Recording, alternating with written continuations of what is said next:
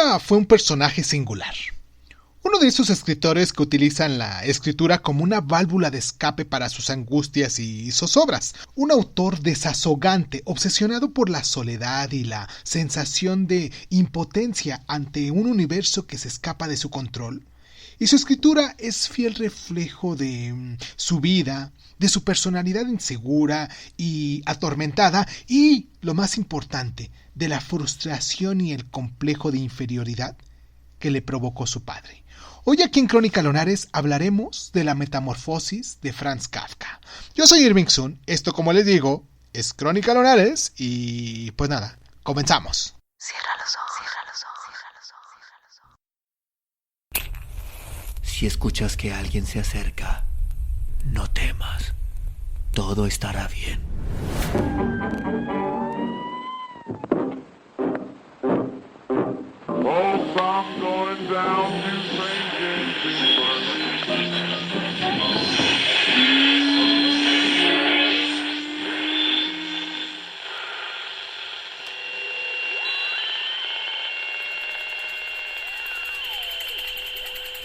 Estás escuchando Crónica Lunares, el lugar donde entra por tus oídos. Bienvenido. Franz Kafka nació en Praga en el año de 1883, una ciudad que por ese entonces pertenecía al Imperio Austrohúngaro. Él era hijo de un comerciante judío alemán, un hombre muy severo y distante que tenemos que reconocer le dejó una huella muy profunda. Su difícil infancia en este caso, con frecuentes cambios de domicilio y dominada por la falta de cariño, acentuó esa sensación de desarraigo y la necesidad de refugiarse en sí mismo. Y desde muy joven, Franz Kafka comenzó a verter en su diario sus obsesiones, sus miedos y su soledad. Y aunque hablaba francés y checo, Franz se educó en alemán, que fue el idioma que utilizó para escribir todas sus obras. Estudió Derecho y comenzó a trabajar como pasante en una agencia de seguros italiana, un trabajo que el padre obviamente menospreciaba, al considerarlo solo válido para pagar las facturas. Y ahora bien, la Primera Guerra Mundial y su noviazgo fracasado con Felice Bauer, entre lo que fueron 1912 y 1917, consiguieron finalmente que se dedicara a la literatura, aunque continuó trabajando en el ramo de los seguros. Ya en el año de 1913 escribió su primer libro, llamado Meditaciones, y en 1915 su obra maestra, La Gran Metamorfosis.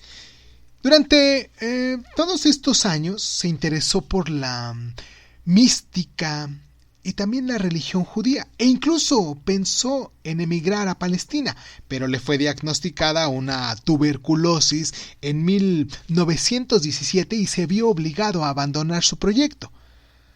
Mantuvo casi siempre relaciones siempre tormentosas con varias mujeres, pero nunca se casó y permaneció en el domicilio familiar hasta 1923, año en el que, con la intención de alejarse de la influencia paterna, se trasladó a vivir a Berlín. Ahí conoció a Dora Diamant, una joven judía que también había escapado de su familia y que se convirtió en su compañera. Pero hay que ser honestos, la felicidad no era lo suyo. Un año después, en 1924, falleció de tuberculosis. En vida, Kafka solo llegó a publicar unas pocas historias cortas, y a punto estuvo de no publicar nada más, pues dio instrucciones a su amigo Max Brod para que destruyera todas sus novelas cuando éste falleciera. Afortunadamente, Brod traicionó su voluntad y gestionó la publicación de sus libros más conocidos, lo que fue América en el año de 1910, El Proceso, que se hizo de 1914 a 1915, El Castillo, una obra magnífica que se hizo también en 1922, y menos mal porque, claro, Este autor es clave para comprender el espíritu atormentado del siglo XX.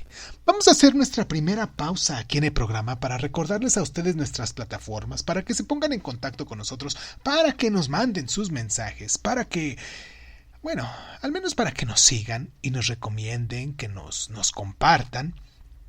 Y ya con eso me doy por bien servido. Vamos a hacer nuestra pausa. Recuerden que nos pueden encontrar como Crónica Lunares Edición en todas las plataformas. Y pues vamos a nuestra pausa y nos metemos ya de lleno con la obra. Estos argumentos, vamos a hablar en el siguiente bloque de los argumentos y de nuestros personajes. Vamos y regresamos.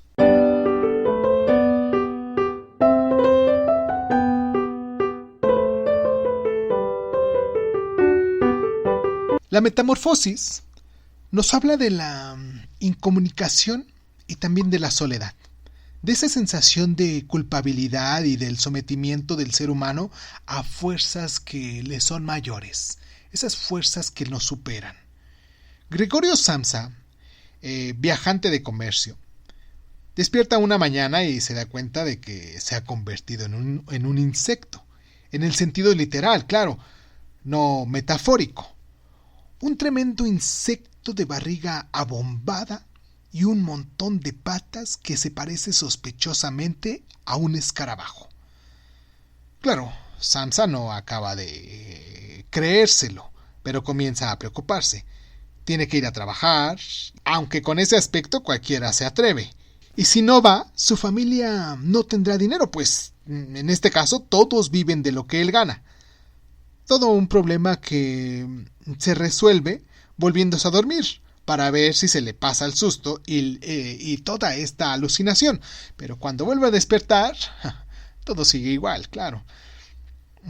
O bueno, peor, pues la familia, ahora que está extrañada, quiere entrar a ver qué es lo que le pasa.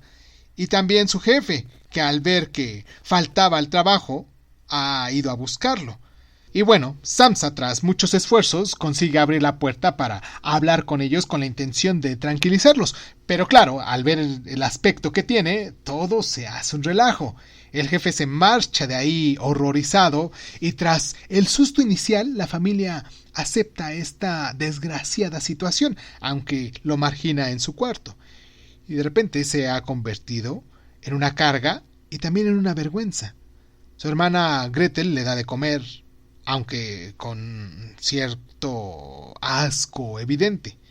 Ahora ya no le gustan las frutas y las verduras y prefiere comida putrefacta, lo que contribuye precisamente a que le miren con cierto cariño.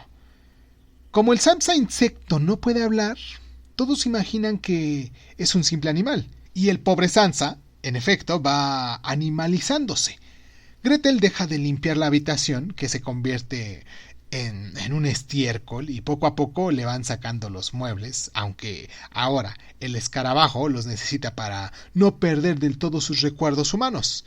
Y cuando Samsa se aferra a un cuadro, se produce una refriega, por decirlo de algún modo, y el padre, fuera de sí, le arroja una manzana que se le incrusta en el caparazón, y le cierran la puerta. Ahora, para ganar algo de dinero, ya que su hijo no lo lleva a casa, sus padres alojan a unos huéspedes en la misma casa. Un día, Gretel está tocando el violín para los inquilinos y Samsa escucha tras la puerta. Cuando termina, está tan emocionado que, olvidándose de su estado, sale para felicitarla y se arma nuevamente todo el relajo. Samsa se retira a su cuarto profundamente apenado. La manzana incrustada en su caparazón ahora ya se ha podrido y le ha causado un agudo dolor. Esa noche el escarabajo muere de pena, de hambre y también por causa de la infección provocada por esa manzana podrida. Ahora, ya en últimas, la familia respira aliviada y decide mudarse para empezar una nueva vida y hacen como que pues aquí no ha pasado nada. Y no ha pasado nada, pero nosotros vamos a ir a la pausa, agradeciéndoles a todos y cada uno de esos lunares que se han tomado el tiempo para podernos apoyar, para mandarnos esas donaciones que han hecho como Crónica Lunares de Sun. No, perdón.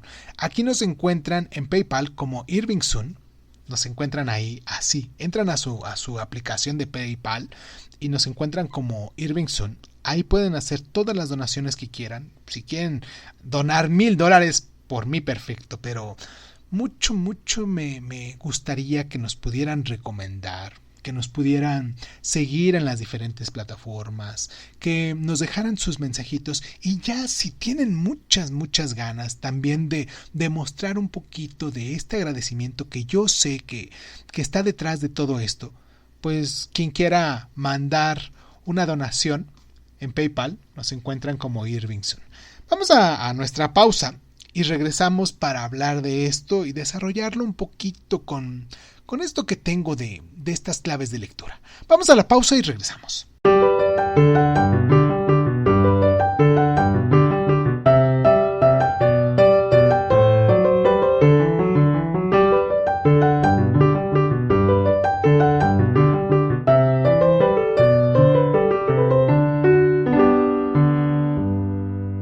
Habremos de ser honestos. La obra literaria de Franz Kafka está muy influenciada por el expresionismo pictórico, un movimiento artístico que triunfó en Alemania de la segunda década del siglo XX. Y pues el expresionismo pretendía transmitir a los espectadores los sentimientos del artista, la desazón y la angustia ante un mundo que escapa de nuestro control. Y para lograrlo, claro, acentuaba o deformaba la realidad con la intención de hacer más expresa esa intención artística. Esto es exactamente lo que hace Franz Kafka en este libro del día de hoy, La Metamorfosis, ya que utiliza un espejo deformado de la realidad para transmitir su propia angustia vital, esa sensación claustrofóbica en la que vive, la incomunicación, la desesperación del padre, el sometimiento a la familia y la sensación de inferioridad que se manifiesta en la novela, que son también los que él experimentaba en su vida real. Ahora, el estilo empleado es directo. Utiliza la tercera persona narrativa, un narrador omnisciente que cuenta la historia desde un punto de vista de Gregorio Samsa, y apenas describe el entorno. No es necesario, pues claro, el narrador lo conoce bien. Lo que importa son los hechos en sí mismos. ¿Cuánto sucede entre las paredes de la casa? Las reacciones de los miembros de la familia ante una situación inusual. Y solo tras la muerte del protagonista cambia la voz y se vuelve un poco más objetiva. Entonces, ahora, el narrador deja de referirse a la familia como papá, mamá, etc. y se torna impersonal, llamando el padre, la madre. Bueno, La Metamorfosis es una ácida crítica social de la hipocresía moral, del egoísmo y también de la soledad. Y Kafka nos muestra un mundo en el que nada se rige por las leyes de la lógica, en el que los seres humanos son zarandeados sin que pueda intervenir el destino, abocados a llevar vidas miserables y absurdas. Y pues en nuestro libro del día de hoy, La Metamorfosis, habla sobre todo de la deshumanización. Y no se puede olvidar que fue escrita en 1915, en plena Primera Guerra Mundial, el conflicto más bélico hasta ese momento, el conflicto más sangriento de la historia de la humanidad, que nadie sabía que llegaría todavía a algo peor. Y pues bueno, la obra se convirtió en precursora del existencialismo literario, una tendencia que ahonda en los grandes temas de nuestra época: el sentido de la existencia, la soledad del ser humano, el desamparo ante la vida. Y tras él vinieron muchos otros escritores hoy considerados existencialistas como Jean-Paul Sartre, Albert Camus o Simone de Beauvoir.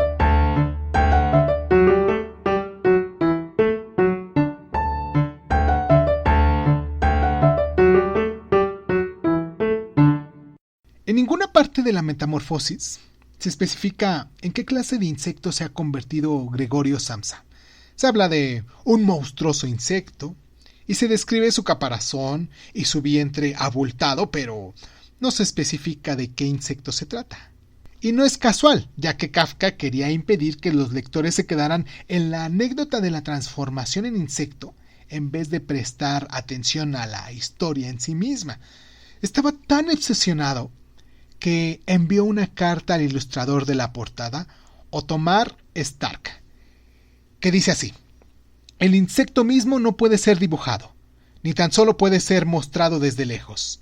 Si yo mismo pudiera proponer algún tema para la ilustración, escogería temas como los padres y el apoderado ante la puerta cerrada, o mejor todavía, los padres y la hermana en una habitación fuertemente iluminada, mientras la puerta hacia el cuarto contiguo se encuentra abierta. Finalmente, esta editorial respetó el deseo de Kafka y Stark dibujó en la portada al padre en una bata y tapándose la cara.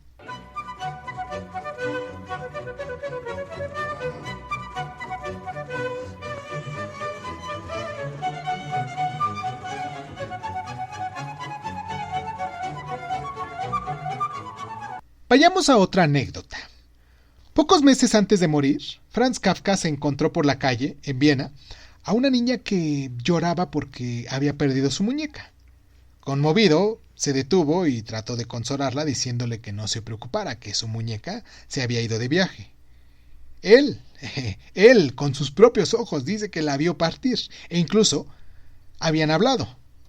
La muñeca afirmó le había prometido que le escribiría cartas para contarle sus aventuras. De ahí en adelante, la niña se quedó un poquito más tranquila, y en las semanas siguientes recibió en efecto varias cartas de la muñeca, escritas, claro, por Kafka, hasta que éste falleció en 1924.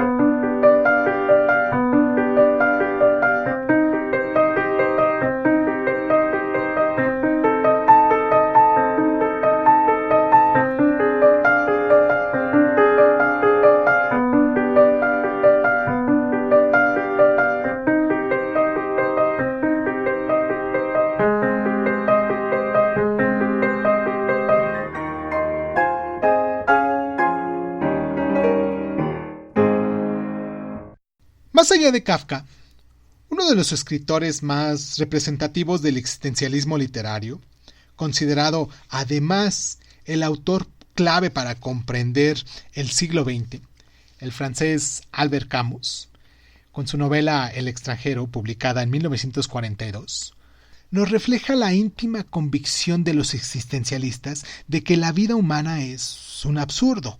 El protagonista del extranjero, llamado Merzaut, un individuo incapaz de experimentar pasiones humanas que comete un crimen absurdo. Y aunque se siente inocente, no hace el menor intento por defenderse, ni muestra arrepentimiento o conmiseración. Es un ser básicamente pasivo y escéptico, apático, un extranjero de su propia vida, por decirlo de algún modo. En el fondo, Camus nos habla de una intrascendencia del hombre y del absurdo de actuar, no obstante, como si estuviera en nuestras manos cambiar el curso del destino. Su prestigio se revalidó ahora con La peste, otro de sus libros, escrito en 1947, crónica de una epidemia de peste desatada en Orán a través de los ojos del Dr. Rieux, que dice así: en una ciudad aislada del exterior y asolada por la mortandad, sus habitantes prosiguen con su existencia cada uno a su manera, lo que, ante la inminencia del contagio y la muerte, se entregan al hedonismo. Los que se angustian, los que se aprovechan de la desgracia en su propio beneficio y los que se esfuerzan valerosamente por el bien común. Cuando la plaga remite, la ciudad recupera poco a poco el pulso y todo vuelve a su estado normal, sin que nadie haya aprendido nada ni haya cambiado alguna cosa. También Este autor escribió importantes obras teatrales como El malentendido, Calígula, El estado de los sitios y Los justos. Póstumamente se publicó un libro memorialístico llamado Diarios. Y como bien sabemos, Albert Camus obtuvo el premio Nobel en 1957. Esto va a ser todo por el día de hoy. Les mando un abrazo a todas esas personitas, a todos esos lunares que están del otro lado, prestándoles sus orejas un ratito para que puedan escuchar con nosotros, nos puedan seguir a nosotros. Habiendo tantos y tantos programas de podcast, de audio, de estos de literatura, escogernos a nosotros me hace enormemente feliz por el hecho de poder compartir un poquito de lo que a mí me gusta hacer con todos ustedes. Y pues nada, los espero la próxima semana, que vamos a hablar de Ulises, de James Joyce, otra gran obra. Creo que este siglo XX está llenísimo de obras. Bueno, ya llevamos 89 obras con la del día de hoy.